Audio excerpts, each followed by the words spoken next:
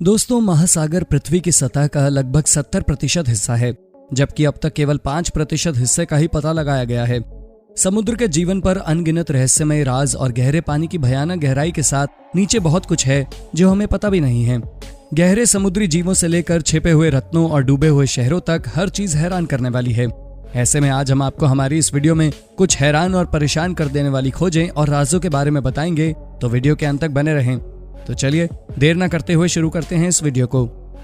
ब्रिनिकल्स। ब्रिनिकल, जिसे समुद्री स्टैलेक्टाइट भी कहा जाता है, एक खोखली ट्यूब होती है जो समुद्र की सतह पर आइस पैक से नीचे की ओर प्रोजेक्ट करती है। सिवाय इसके कि एक ब्रिनिकल की लंबाई इंच के बजाय पैरों में मापी जा सकती है और बारिश के पानी के बजाय ये नमकीन नामक एक सुपर नमकीन समुद्री जल से बनता है। ब्रिनिकल्स बनते जब समुद्र की सतह के साथ समुद्री जल बर्फ बनाने के लिए जम जाता है तो ये नमक छोड़ देता है।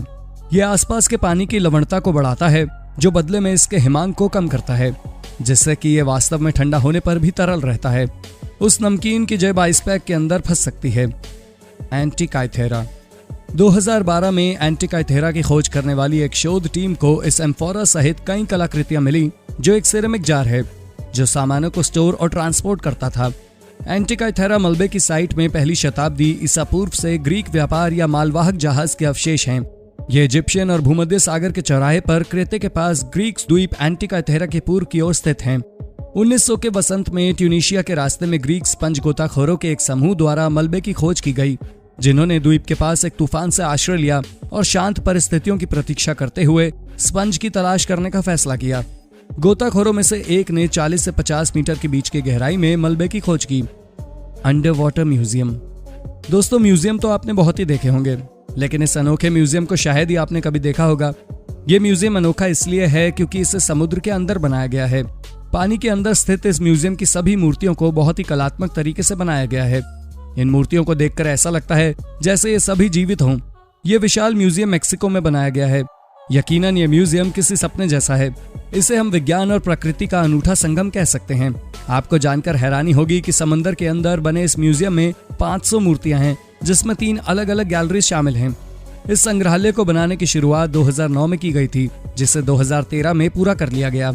इस म्यूजियम की लोकप्रियता दिन प्रतिदिन बढ़ती जा रही है। Frilled shark.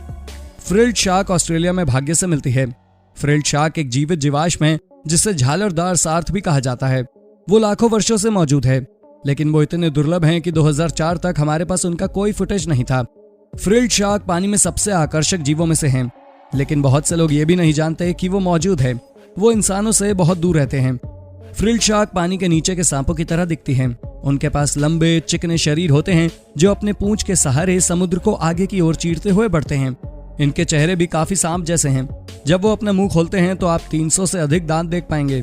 वो पतले, नुकीले और पीछे की ओर झुके होते हैं।